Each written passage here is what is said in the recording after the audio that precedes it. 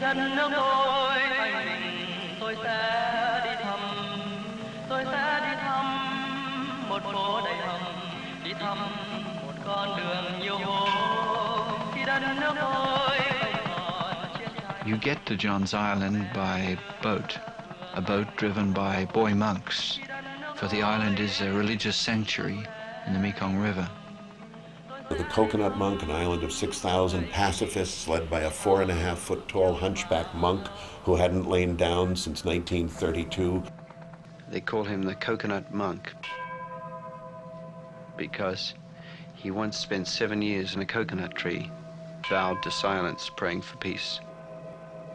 In the center of South Vietnam, where there's nothing but war and turmoil, this man, through very curious, if not, almost laughable measures, has an island where there is pure peace, simple peace.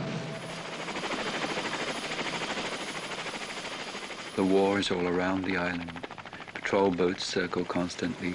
Helicopters spray the jungle on both sides of the river. And at night, rockets pass directly overhead. The real war, the killing war, is just offstage. But on the island, the only war is symbolic war. The war the Dao Zhuo fights with apples and palm leaf grenades.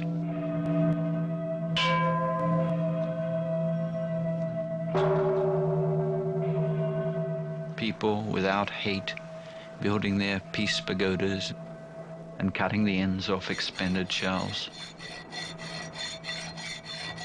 to turn them into flower pots.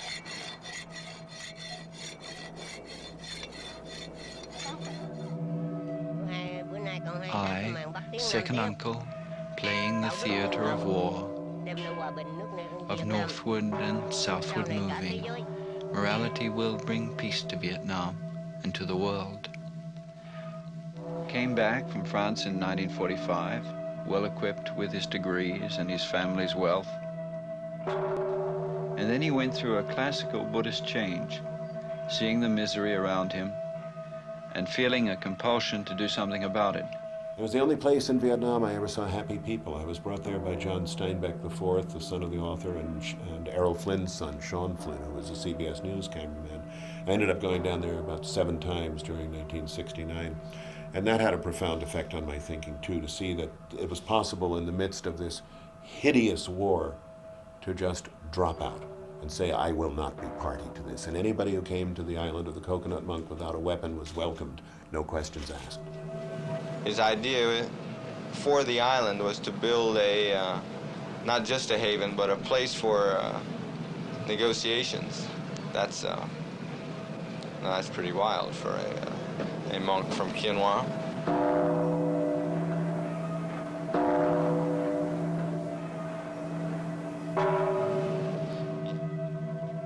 In the Dao Yuza, and you pray.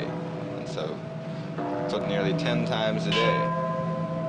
By the number, the people go and pray, and it gives them time to think or not think, depending on your point of view. And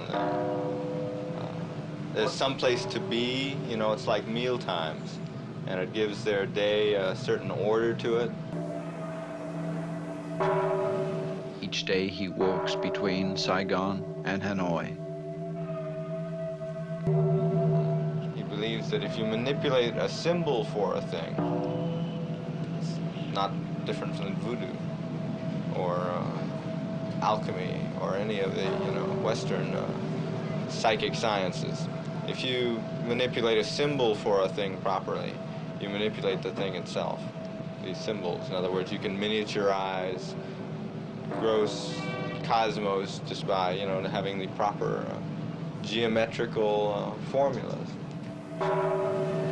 He had a vision that